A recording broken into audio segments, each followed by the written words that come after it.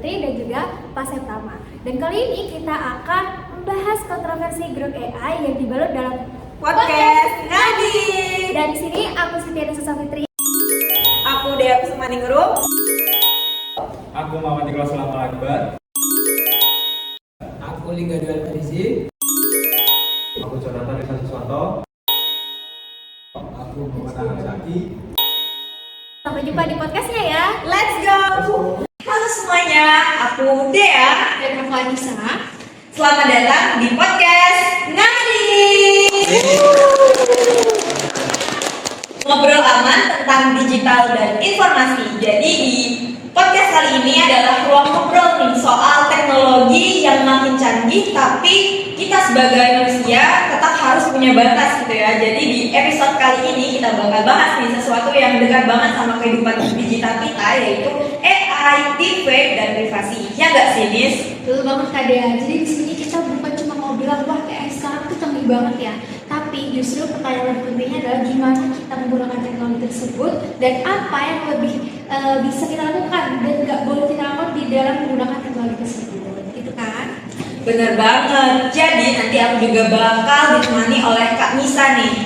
Betul. Dan episode kali ini judulnya apa Kak? Jadi judul episode kita kali ini adalah AI cuma bercanda, deepfake, grup AI, dan privasi yang dipertaruhkan. Dan kasus utamanya yang akan kita bahas adalah seputar kontroversi grup asisten AI buatan XAI yang juga terhubung dengan platform X dan memiliki fitur pembuatan serta pengeditan gambar nih.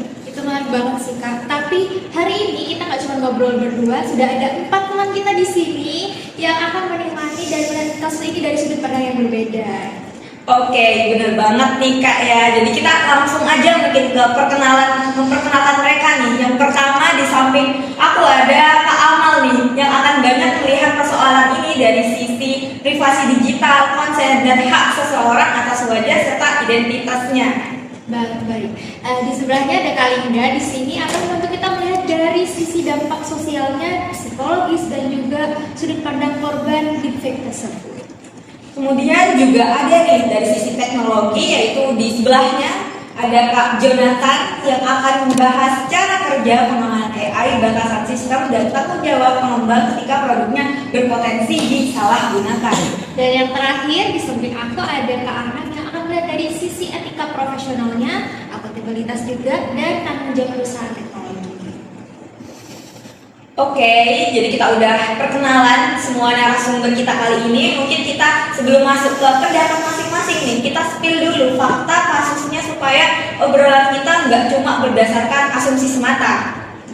Pada 7 Januari 2026 itu, Information Commissioner Office atau ICO di Inggris ini menyatakan sudah menghubungi pihak X yang sekarang tinggal lewat Twitter ya teman-teman ya. Dan XAI ini karena ada laporan serius mengenai konten yang dihasilkan blog dan potensi pelanggaran hak atas data pribadi penggunaan.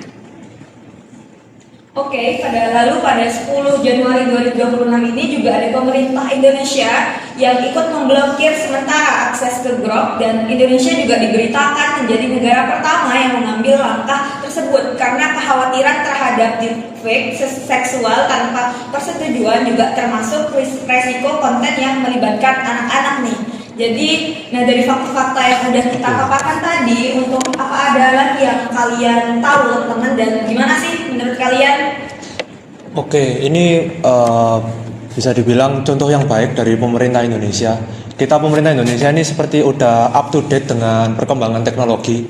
Seperti teknologi baru Grok ini, jadi pemerintah Indonesia juga menyadari bahwa Grok ini bisa disalahgunakan. Jadi mereka mengambil keputusan yang awal dan benar untuk membatasi penggunaan Grok ini. Betul banget nih Kak Jonathan ya.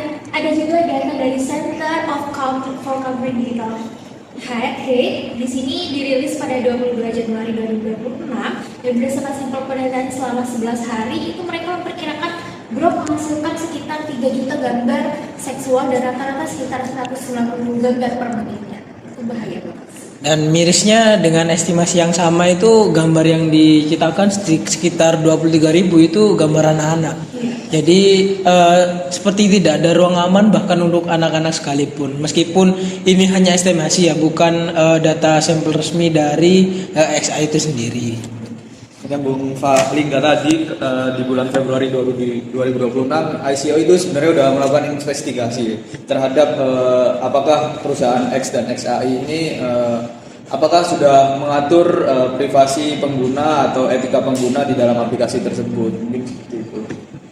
Menarik banget nih, berarti sudah saling mengetahui ya fakta-fakta terkait kasus-kasus ini, dan berdasarkan fakta-fakta ini tuh kita bisa lihat ya bahwa masalahnya bukan sekadar AI doang nih, sekadar AI yang kebablasan. Lalu juga di sini tuh ada pertanyaan serius yang muncul dari soal desain sistem, perlindungan korban, dan tanggung jawab profesional perusahaan. Nah, sekarang kita masuk ke ilustrasi dari kasusnya ini dan sudut pandang juga pendapat. Oke, sekarang kita bayangin nih, ada seorang yang mengambil foto temannya dari Instagram gitu ya, lalu memasukkannya ke AI dan mengubahnya itu jadi gambar yang tidak pantas. Dan saat temannya marah, jawabannya cuma, lah kan bercanda, gambarnya tuh palsu gitu. Jadi menurut kalian nih ya, alasan itu masih bisa diterima gak sih? Waduh, kalau terkait itu sih kayaknya enggak sih ya.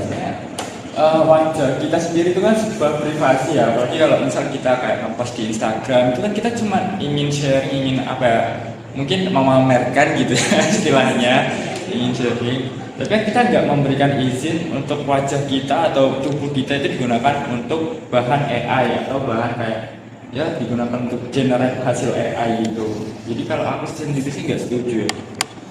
Sama sih, aku juga sependapat sama Mas Akmal. Jadi kalau dari AI sendiri ini kan ya teknologi yang lumayan advance ya. Dia bisa dengan gambar aja, dia bisa bahkan bikin video dengan muka kita, dia bisa tempel sana sini. Benar-benar teknologi yang sangat advance. Tapi AI itu nggak bisa membuat gambar kalau tidak ada yang memasukkan gambar itu. Jadi ini AI-nya advance tapi penggunanya juga harus lebih ditekankan. Karena AI-nya nggak salah tapi penggunanya bisa salah. Nah, benar sekali sih kalau kata Mas Jonathan tadi ya. Karena meskipun mungkin penggunanya salah, tapi jangan sampai kayak perusahaannya juga nggak berbuat apa-apa. Karena tanpa ada batasan dari AI yang dimiliki perusahaan tersebut kan penggunanya jadi bebas gitu. Jadi menurutku sih perusahaannya harusnya bisa membatasi apa yang digenerate dari AI itu apa, atau kayak hasil AI-nya itu harus dibatasi kalau misalnya kayak konteks yang aneh-aneh gitu. Berarti kan melihatnya juga berlapis ya. Jadi dari sisi pengguna itu salah karena sengaja membuat, dari sisi perusahaan juga harus punya batasan dalam merancang produknya itu. Iya, benar sekali. Mungkin menyambung dari awal, sebenarnya perusahaan juga dilema antara privasi dan juga inovasi. Di satu sisi perusahaan itu ingin inovasi, memiliki fitur-fitur yang baru, memiliki fitur-fitur AI yang baru, sedangkan dilemanya ada di privasinya. Nah, pengguna dari perusahaan harus bisa melihat pengguna ini sudah siap belum untuk memakai teknologi dari atau inovasi yang diciptakan oleh perusahaan tersebut. Dan kata dia tadi kan sempat di-mention itu katanya bercanda ya. Nah, kata bercanda itu memang sering dipakai untuk mengecilkan dampak. Pelakunya itu bisa aja ketawa beberapa menit sih, tapi korbannya itu bisa jadi dia bisa merasa takut, malu, bahkan dia bisa merasa tidak ada ruang aman lah di dunia digital ini. Jadi tetap aja meskipun katanya bercanda, kalau dari sisi korbannya sendiri itu pasti ada hal yang merugikan dari dia sendiri. Betul banget ya Kak Lingga, dan pendapatnya teman-teman juga yang lain gitu ya. Jadi gak yang kita harus berlindung di kata bercanda gitu. Kita harus juga memperhatikan etika dalam berteknologi. Jadi yang palsu itu memang gambarnya, tetapi dampaknya itu tetap nyata gitu. Nah, sekarang aku mau dari posisi yang berseberangan nih, teman. Ada yang bilang kalau misalkan nggak mau foto yang dipakai, ya kenapa diunggah di media sosial gitu ya? Kan akunnya publik, dan gimana sih menurut kalian itu? Kalau menurutku seperti kataku tadi ya Kak Adisa, kita nge-publish di misal kayak foto kita di Instagram gitu kayak cuman buat ya arsip atau apa gitu, biar kita juga tahu keadaan, apa yang memberitahu keadaan kita ke orang lain, atau ya biar apa ya kayak influencer gitu kan juga update foto buat cari uang kan, dan mereka kan nggak ngasih izin secara langsung buat wajah mereka itu digunain gitu. Jadi menurutku itu ya privasi kita juga nggak boleh digunakan sembarangan. Betul sih, meskipun publik itu namanya publik ya, tapi belum berarti itu bebas. Tetap ada aturannya, tetap ada hak-hak dari penggunanya meskipun bernamanya itu akun publik. Gitu sih menurutku. Iya, kalau dari sisi teknis AI-nya sendiri, si AI ini memang bisa buat generate gambar, tapi si AI itu dia nggak bisa tahu apakah gambar yang dia mau generate itu udah dapat izin dari orangnya. Kan AI juga terbatas, dan AI juga sejauh ini belum ada kayak norma-norma. Kita sebagai manusia kan ada norma agama, norma sosial, hal-hal yang ada batasannya untuk dilakukan. Jadi kita sebagai usernya, kita harusnya bisa menggunakan AI dengan lebih baik gitu. Nah itu juga sih, karena teknologi itu kan kayak lebih maju daripada etika. Jadi kayak seharusnya AI itu juga diberi batasan, karena kita juga sudah tahu kalau misalnya AI itu udah bisa menghasilkan misal dalam konteks kayak seksual atau pelecehan gitu, itu harusnya perusahaan itu langsung bertindak cepat gitu untuk membatasi hal tersebut agar tidak terjadi kembali. Mungkin dari sisi perusahaannya, mungkin dari pengembang fitur itu juga harus misal dia mengembangkan fitur A, maka pengembang ini harus tahu resiko-resiko dari fitur A ini apa aja. Jadi selain mengembangkan, dia juga harus bisa mengatasi resiko yang terjadi. Jadi perusahaan juga bertanggung jawab penuh atas pengembangan fitur yang diadakan contohnya di X. Nah, yang bisa dilakukan oleh perusahaan yang seperti yang kita ketahui, misal ChatGPT gitu, setauku dia udah ada kayak etika atau privasi, pertanyaan-pertanyaan atau prompt-prompt yang mungkin dilarang oleh undang-undang yang ada di negaranya. Jadi mungkin di X mungkin itu bisa diterapkan. Jadi bisa filtering prompt-prompt yang bisa menjadi tidak layak atau tidak melanggar etika. Jadi keterbatasan teknologi tadi itu bukan masalah ya Kak, untuk kita melindungi privasi kita melalui sosial media gitu. Iya, benar sekali sih, kalau keterbatasan teknologi itu nggak bisa dijadikan alasan dari pihak perusahaan AI-nya. Karena dari AI ini, dari perusahaannya itu harus juga bisa membatasi apa yang menjadi hal yang bisa digenerate oleh AI itu. Oke, menarik ya pembahasannya dari berlanjut sampai sekarang. Mungkin aku masuk nih ke solusi yang sering dianggap paling gampang, watermark atau label AI generated. Kalau gambar deepfake itu sudah di label, masalahnya selesai gak sih? Kayak ya seperti itu. Waduh, tentu menurut saya kalau dari sisi korban itu belum lah.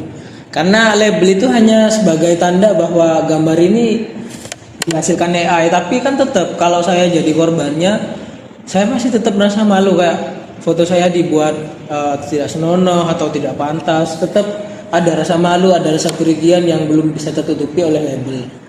Mungkin dari sisi perusahaannya juga belum memiliki fitur, dan ini bisa menjadi catatan untuk pengembangan fitur kedepannya. Sejauh pengetahuan saya untuk saat ini AI hanya bisa mendeteksi, misal user nanya ini gambar dari AI atau bukan, itu AI bisa menjawab bukan. Tapi yang belum bisa dijawab oleh AI gimana perasaan korbannya, gimana foto ini didapatkan dan lain-lain sebagainya. Udah ada izin atau Iya. Oke, untuk dari sisi AI-nya, menurut saya sendiri dari sisi AI-nya itu watermark itu tetap diperlukan ya, karena itu cara paling mudah sih untuk bisa membedakan foto asli dan foto hasil dari AI. Jadi benar, kita memang tidak bisa mengerti perasaan dari korbannya juga, tapi dengan adanya watermark ini setidaknya kita tahulah itu gambarnya bukan gambar asli alias gambar buatan dari AI.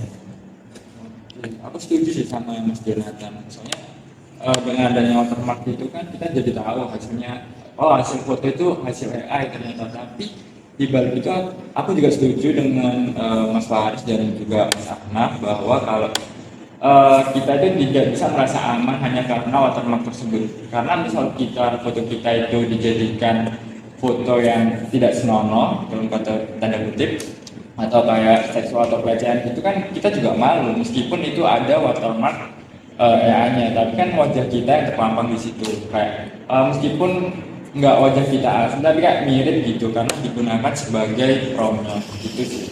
Betul sih, apalagi di sosmed ya, terutama sosmed negara kita sendiri, Indonesia itu orang-orang langsung lihat konteksnya gitu loh, tanpa lihat watermarknya dulu. Jadi kayak nggak guna.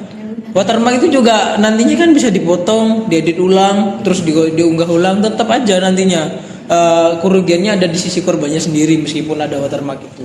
Gitu sih menurutku. Jadi sekali lagi keterbatasan teknologi itu bukan jadi tantangan ya buat kita bisa menjaga privasi kita di media sosial dan dimanapun itu kita punya foto yang bisa memicu seseorang untuk mengunggah foto kita atau mengenerate foto kita di AI. Benar sekali. Berarti berdasarkan itu semua watermark itu tetap perlu ya. Jadi kayak hanya sebagai lapisan awal aja untuk menyaring gitu ya. Kan juga belum tentu gimana kita dari sisi netizen nih ya. Dari sisi netizen juga perlu membaca lagi terus menggali informasi apakah itu AI atau bukan. Dan juga menurutku ini bukan satu-satunya solusi gitu ya.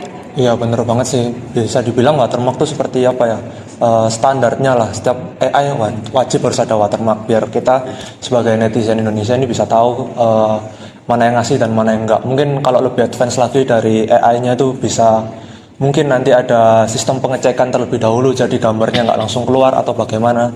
Jadi dari sisi AI-nya kita bisa bikin antisipasi buat gambar-gambar AI yang tidak baik itu tidak tergenerate. Gitu sih. Nah sekarang misalnya kontennya udah terlanjur disebar atau dibuat gitu ya, terus perusahaan tiba-tiba hapus, itu udah terlanjur disebar gitu. Nah tanggung jawab itu apakah sudah berhenti di situ atau gimana? Nah itu bahaya sih, meskipun kayak fotonya mungkin udah terhapus ya di perusahaan, tapi kan misal kayak ada yang upload, apalagi di internet ya, itu pasti ada story-story yang mana itu mungkin banyak orang yang bisa kayak meresearch sampai sedalam itu buat ngedownload atau ngeliat foto itu lagi. Jadi kan datanya itu udah tersimpan di internet dan mungkin bisa diunduh oleh orang lain atau bisa dilihat oleh orang banyak.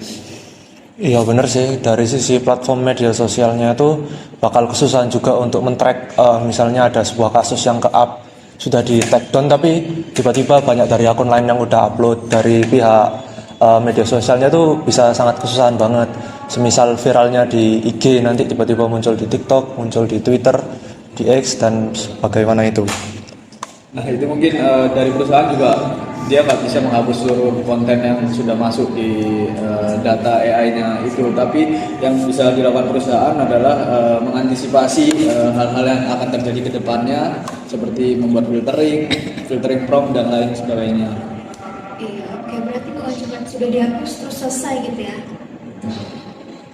Ya, kalau dari korban sendiri itu jangan dipaksa untuk proses yang sangat panjang ya. Kebiasaan dari bisa dibilang dari negara kita sendiri itu birokrasinya cukup sulit, bahkan untuk korban itu sendiri. Jadinya korban itu diminta untuk mengikuti proses yang panjang hanya untuk mendapatkan hak penghapusan video tersebut. Menurutku masih kurang di sisi itu.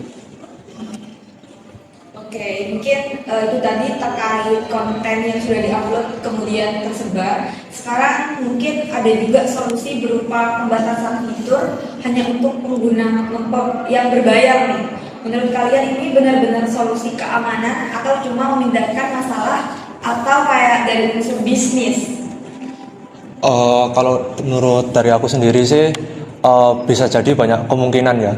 Tapi kemungkinan yang jelas ini lebih ke pembatasan akses. Jadi buat orang-orang yang sekedar hanya tahu itu jadi kayak berlapis gitu, nggak semua orang bisa tahu. Contohnya di YouTube sekarang ada fitur membership. Jadi lebih konten-konten yang lebih eksklusif itu bisa dilihat hanya oleh beberapa orang. Jadi nggak semua orang itu bisa lihat, tapi kembali lagi tetap ke penggunanya. Ketika penggunanya itu membership atau eksklusif juga, tetapi kalau dari penggunanya sendiri itu tidak tanggung jawab, itu bakal sama aja. Dan fitur dari ini tuh nggak maksimal juga, walaupun udah dibatasi, tapi kalau penggunanya tetap begitu, tetap nggak maksimal juga jatuhnya. Iya sih, benar sih. Tapi kalau aku juga meskipun itu fitur berbayar, kalau semisal dari fitur berbayar itu juga nggak ada batasan etika dari privacy, itu juga sama aja kan. Sebagai manusia kita juga butuh privacy, dan kalau misalnya dengan fitur berbayar kita dapat mengenerate hasil foto atau mungkin gambar atau hal-hal lain yang tidak senonoh itu bisa, itu kan sama aja kayak melanggar etika etika teknologi gitu. Dari sisi korban sendiri sih gak ada bedanya ya kalau menurutku. mau itu gratis, mau itu premium, sama aja tetap mengalami kerugian kalau dari sisi korbannya. Nah iya. Dan perusahaan juga nggak bisa memandang ini user berbayar, user gratis. Jadi harus disamaratakan terkait etika dan privasi ini. Mau dia user berbayar, mau dia user gratis, tetap ada batasan-batasan yang harus diberikan oleh perusahaan agar tidak terjadi penyalahgunaan dari AI itu sendiri. Betul banget nih. Jadi soal kasus ini juga menunjukkan pola yang sering terjadi gitu ya. Perusahaan baru bergerak setelah masalahnya itu viral atau kayak regulator turun tangan. Dan dalam kasus Grok ini tuh ICO sudah meminta klarifikasi sejak 7 Januari lalu dan Indonesia memblokir sementara pada 10 Januari. Dan investigasinya dilakukan secara formal di Inggris menyusul pada Februari. Dan menurut kalian nih ya, kalau responnya kuat, baru muncul setelah tekanan publik, itu tuh masih dibilang profesional kah? Oh iya, tentu itu masih bisa dibilang profesional karena daripada tidak berbuat apa-apa, jadi perusahaan harus tetap berbuat setelah mereka mengetahui adanya permasalahan itu. Jadi semisal permasalahan itu baru viral, mungkin perusahaan informasinya juga baru didapat setelah viral, dan perusahaan harus bertindak secepat mungkin dalam menindak kesalahan penggunaan atau kesalahan penggunaan etika dari AI tersebut. Oke, bila kita sebagai pengguna atau sebagai netizen itu kita memang baru bisa memahami lah dari perusahaan itu ketika udah viral, ketika udah apa, perusahaan itu baru loh kok kenapa ya bisa jadi seperti ini, padahal sebelumnya setelah mereka melakukan testing sendiri itu enggak. Jadi mungkin lebih butuh kita dengan studi kasus yang kita ada itu bisa mencari celah di mana fitur itu kurangnya di mana, itu sih. Iya sih. Apalagi kayak kalau sebelumnya kayak perusahaan itu udah banyak laporan nih dari para penggunanya atau kayak orang-orang yang merasa dirugikan gitu ya. Tapi kayak tidak ada kunjung pembaruan fitur atau pembatasan dari fitur tersebut. Itu kan sama aja, bukan perusahaannya tidak tahu, tapi kurangnya respon dari perusahaan tersebut untuk mengupdate fitur tersebut. Dan saya agak tidak setuju dengan perkataan dua teman saya tadi, Anam sama Jo. Seharusnya korban nggak perlu nunggu viral dulu gak sih, baru perusahaan bertindak? Karena kalau nunggu viral dulu kayak suatu birokrasi di negara tertentu itu harus viral dulu baru ditindak. Menurut saya emang harus ada evaluasi terus menerus. Jadi tidak perlu menunggu viral dulu untuk diusut. Itu menurut saya. Itu penting banget sih paling. Jadi harus menunggu seberapa ramainya itu kasus dulu, harus naik dulu itu kasus baru diusut gitu. Kayak kasus tahun lalu gak sih, kasus Sambo itu bukannya gitu juga ya? Tapi profesionalisme perusahaan di sini dilihat dari prosedur perusahaan dalam menangani masalah tersebut, seperti siapa yang menangani masalah tersebut, seberapa cepat dia menangani perusahaan tersebut, bagaimana mengatasi untuk masalah-masalah kedepannya. Mungkin profesionalisme dari perusahaan bisa dilihat dari sisi cara mereka mengatasi atau menangani sebuah masalah etika tersebut. Jadi tetap harus dilihat dari sisi profesionalisme. Tuh, jadi mungkin kalau harus dibagi nih, siapa yang paling bertanggung jawab antara pengguna, pengembang, perusahaan, atau platform tempat konten itu disebarkan? Nah, menurut kalian gimana nih? Mungkin perusahaan sih memang memegang peran paling besar sih, karena fitur itu dari perusahaan, aplikasi itu dari perusahaan, dan dari perusahaan itu memang seharusnya seperti kata Lingga tadi, korban memang tidak bisa disalahkan kenapa harus tunggu viral. Seharusnya langkah preventif lah dari perusahaan ketika ada sebuah fitur baru seperti AI atau apa, itu harus benar-benar dicek, harus benar-benar dimasukin prompt segala macam agar dari user itu nanti enggak ketika sudah diluncurkan baru ketahuan. Jadi dari perusahaan harus mengetes dengan segala kemungkinan sebelum diluncurkan ke publik gitu sih. Iya sih, tapi ya itu tadi kayak yang semuanya itu bertanggung jawab baik dari pengguna, perusahaan maupun yang lainnya. Tapi yang paling besar tanggung jawabnya itu adalah perusahaan pembuat AI tersebut sih. Soalnya yang bisa membatasi fitur generate dari AI tersebut kan perusahaan tersebut juga. Itu sih. Mungkin semua user bertanggung jawab di sini, yang user baik itu pengguna maupun dari sisi perusahaan. Jadi semua bertanggung jawab atas apa yang mereka lakukan dan apa yang sudah mereka buat, mungkin seperti itu. Ini sampai 17 menit maksimal, bukan ya? Enggak. Iya. Minimal. Enggak ada maksimal ya? Enggak ada. Udah kan Jun. Tuh dipotong. Enggak Masuk kali nggak tadi? 1, 2, 3. Dan korban harus dilibatkan sih. Kadang orang-orang itu bicara kayak salah pelaku atau salah perusahaan, tapi ya kebutuhan korban sendiri itu kadang dilibatkan. Padahal kan korban sendiri itu memiliki kerugian dan dampak yang paling besar. Itu sih menurut aku. Jadi bukan karena siapa yang salah, tapi siapa yang harus melakukan apa, dan tanggung jawabnya atas itu apa gitu. Semua bertanggung jawab. Ya. Setuju benar. Oke, karena tadi udah bahas terkait siapa yang paling bertanggung jawab dan ya pastinya sebagai sosial kita pasti semuanya bertanggung jawab. Namun ada runtutan hierarkinya tetap ya dari perusahaan, terus pengguna dan seterusnya. Kemudian sekarang kita coba susun nih solusi yang realistis gitu ya. Langkah pertama apa sih yang paling penting gitu dari semua yang udah kita bahas tadi untuk mencegah adanya kasus yang seperti itu yang serupa gitu.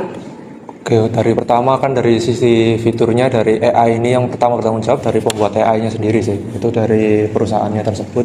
Jadi dia harus benar-benar bertanggung jawab sebelum dia merilis sebuah AI atau sebuah fitur itu benar-benar harus dites dan sebisa mungkin tidak ada celah untuk disalahgunakan.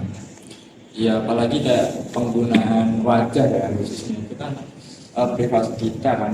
Kita kan manusia hidup nih, manusia real nyata gitu. Kalau hasil AI kan mungkin ya dari banyaknya wajah-wajah manusia gitu. Nah itu mungkin bisa lebih batasi gitulah buat penggunaannya agar tidak terjadi kayak asiden yang tidak senonoh gitu.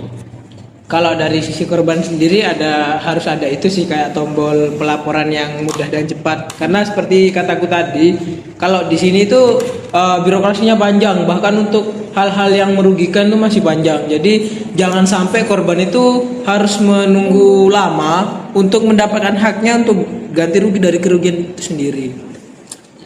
Kalau dari segi perusahaan mungkin kedepannya bisa lebih transparan lagi terkait masalah yang terjadi. Seperti misal perusahaan lagi menggunakan fitur ini, mereka harus juga sosialisasi kelebihan dari fitur ini apa, kekurangan dari fitur ini apa, resiko dari fitur ini apa, bagaimana cara mengatasi masalah jika resiko-resiko dari permasalahan tersebut terjadi. Mungkin dari sisi perusahaannya seperti itu. Untuk dari sisi AI-nya tadi setelah pengembangnya itu bisa membuatnya dengan baik, dari sisi AI-nya itu tetap harus dipertahankan ada watermark dan harus ada mungkin beberapa pertanyaan preventif sebelum gambar AI itu bisa di-generate. Itu kalau dari sisi AI sih. Ya penggunanya juga ini sih perlu untuk diedukasi agar tidak melanggar etika digital atau etika teknologi, agar tidak melakukan hal-hal yang aneh gitu. Ya, tapi edukasi tetap itu sih, Mas. Harus selaras dengan pengamanan sistem karena kan pasti ada lah orang yang udah tahu kalau itu salah tapi tetap melakukannya. Jadi edukasi itu memang penting tapi harus selaras dengan pengamanan sistem kalau menurutku. Jadi bukan cuma satu tombol aja seperti yang Alida bilang tadi ya, tapi aturan perusahaan penting, pengamanan sistem juga penting, dan edukasi pengguna juga lebih penting di sini, sama sanksi dan perlindungan korban harus jelas juga. Betul.